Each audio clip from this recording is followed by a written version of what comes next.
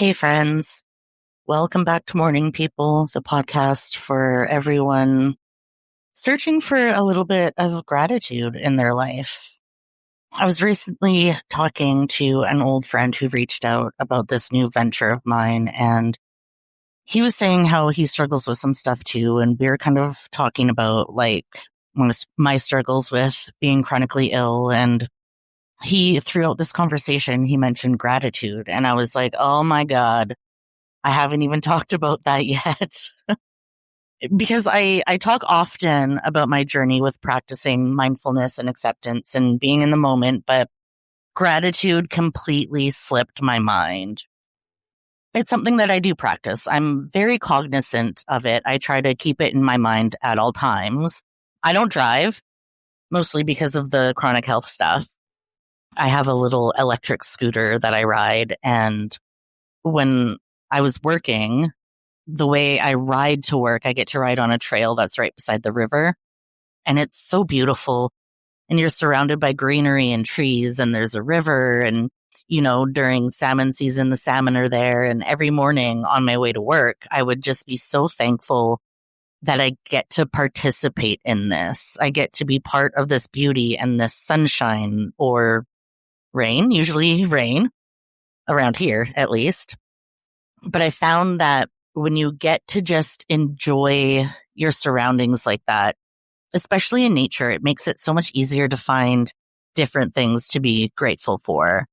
Starting your morning and seeing all this stuff around you, the trees, flowers, dogs. There's so many dogs on the trail. Those things just, when you're looking for them, when you're actively looking for it really does fill you with so much joy. I remember a long time ago, I was in the car, a passenger, obviously, but we drove past these two twins wearing matching Wu-Tang shirts. And I was like, you know what? I'm so happy I got to witness that. They were like 3 years old, just strutting down the street in their Wu-Tang shirts. And I was like, that right there, that's beauty, They're just things that you're so happy you got to see.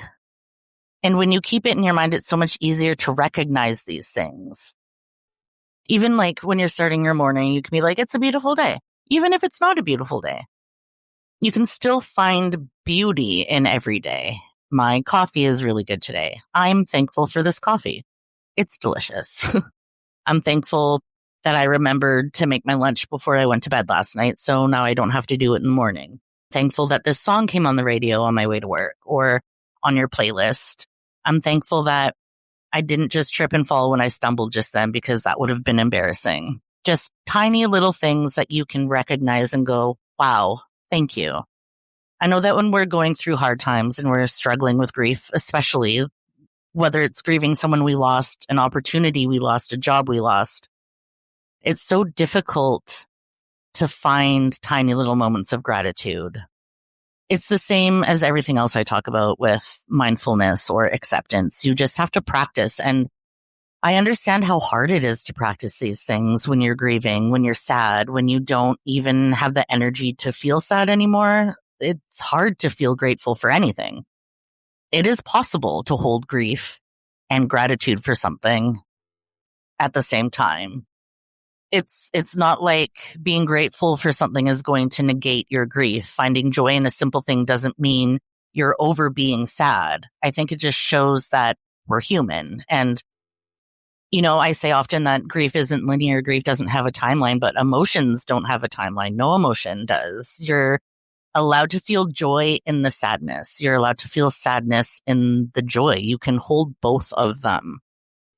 I find it so much easier to just be sad and to just let the rot kind of take over. It's easier because you don't have to put any effort into it. It just is.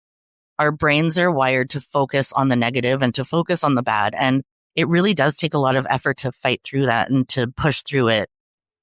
And I'm not telling you to get over it. I would never say that, but I'm just saying it's possible to find glimmers of hope and glimmers of gratitude in your sadness. Not to fix it, not to cure it, but just to see that there are still good things out there. You're one of them. You're one of the good things. People are probably grateful for you in their saddest times. I've been there. I've been deep in the rot. I've struggled with depression and anxiety my entire life. I know what it's like to be so deep in grief, in sadness, to not even give a shit about looking for anything to be thankful for. But I also know it's worth looking for the good things. It's worth looking for the little things to be grateful for. As I'm recording this, my big dog, he's like 130 pounds. He really likes to cuddle with me. Like that. I'm grateful for this dog. I didn't even write really anything for this episode. I just was kind of thinking about the conversation I had with my friend, and it just got me thinking about how easy it is to forget about being grateful, about gratitude. And that is kind of just amplified when you are struggling. So I thought it would just be nice to have a little reminder. If you need a little reminder, this episode is here for you to kind of show you that sometimes the smallest things are enough to just turn your focus onto something else for a little bit. I'm not trying to judge you for your grief. I'm not trying to judge you for how you're healing or the rate you're healing at. I'm just trying to say there are ways to help yourself. I don't think there's anything sadder than witnessing someone who just gets lost in the rot and you try so hard to help them out of it and nothing you do or say helps. There's been times in my life where I've seen this in others, and you hold space and you support them emotionally and you listen. I've even been in positions where even though I'm struggling, I've pretended I'm fine just to try to inspire another person to bring themselves out of it. And it doesn't work. And you're like, well, fuck, should I keep trying? Are you just giving up? My point is, don't give up. Don't give up. There's so much good out there. Just every day, one thing. Think of one thing every morning. Do that for a week. And the second week, think of two things every morning and just see what happens. I know for me, it helps. And, with whatever is happening with this chronic illness stuff, you start to identify with it. You start to identify with the darkness, with the rot, with the sadness. And you start to believe that is who you are. I am a chronically ill person. Yes, I'm a chronically ill person, but that's not the only thing there is about me. I feel like we get so lost in the negative that if I do have a good day, if I have a great day, there's no pain today. It's almost as if I feel like now people will think I'm okay. So it's easier to lose yourself in these labels that we have and in these illnesses that we have and in the struggles that we have. One good day doesn't mean you don't have hard days, and finding one thing to be grateful for doesn't mean that you can't grieve too.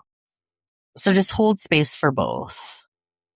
Anyways, friends, thank you so much for being here today. I hope you have a great day, and I hope you can find something to be grateful for today and that you carry that with you. And just remember that in the darkest times, there is just little bits of light. They're just hard to find sometimes.